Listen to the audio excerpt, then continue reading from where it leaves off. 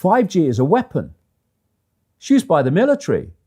Do you know these 5G millimeter wave technologies are used to scatter crowds?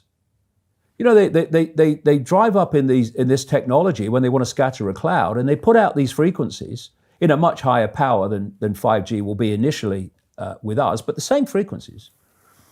And people scatter because they get the feeling their skin is on fire. Because the human body, including the skin, is an antenna.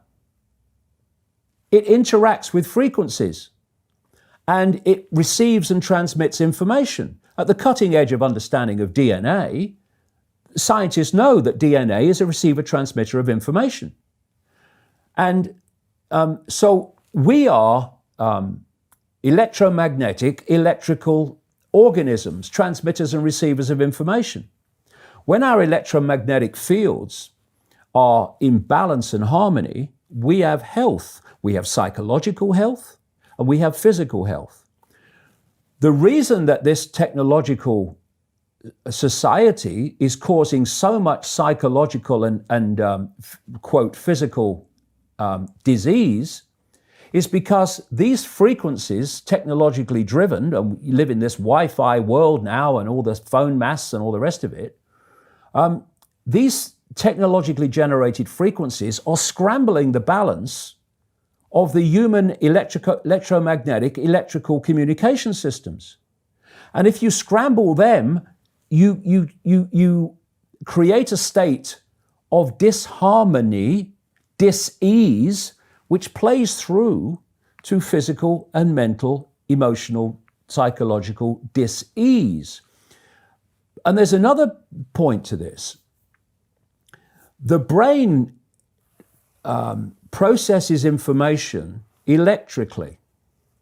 It communicates with the cellular structure electrically. And it operates within a certain band of frequency.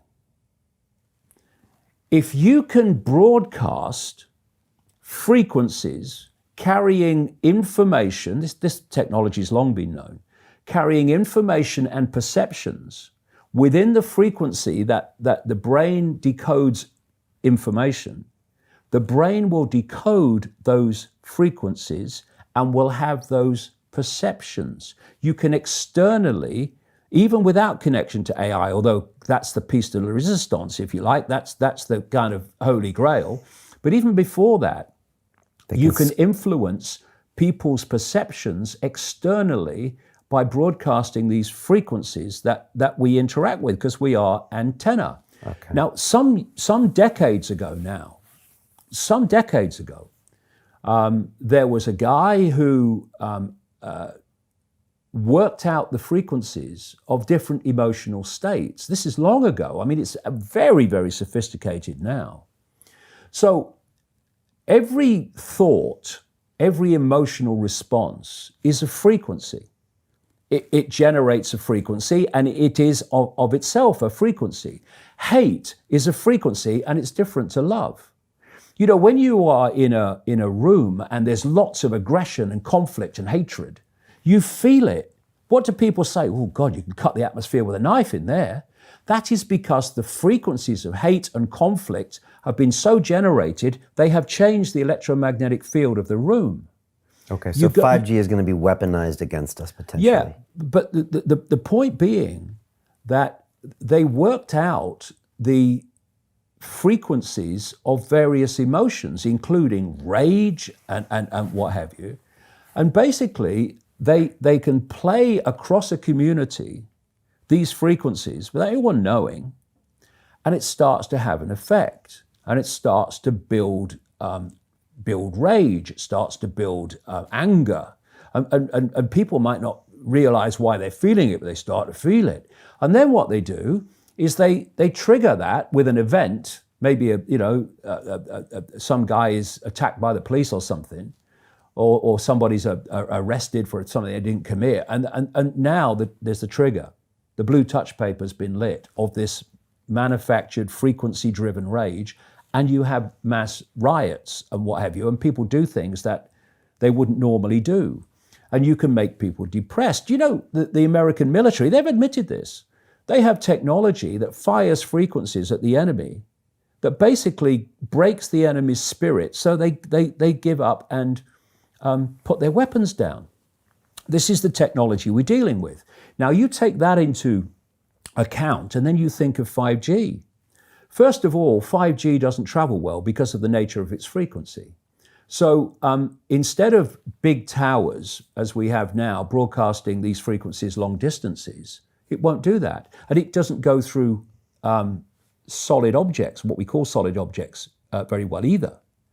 So to overcome that, there are going to be boxes broadcasting 5G, this weapon, down every street, all over the world. You're talking phenomenal numbers of these boxes broadcasting, like on the lamp standard outside your children's bedroom and stuff, broadcasting this stuff. There's no way you'll be able to go where you won't be in a field of 5G.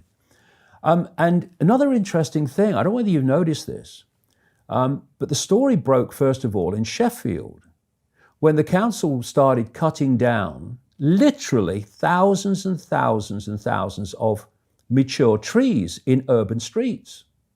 And there were big protests about it. You know, Sheffield claimed to be a green city, but all these mature trees were coming down, thousands of them.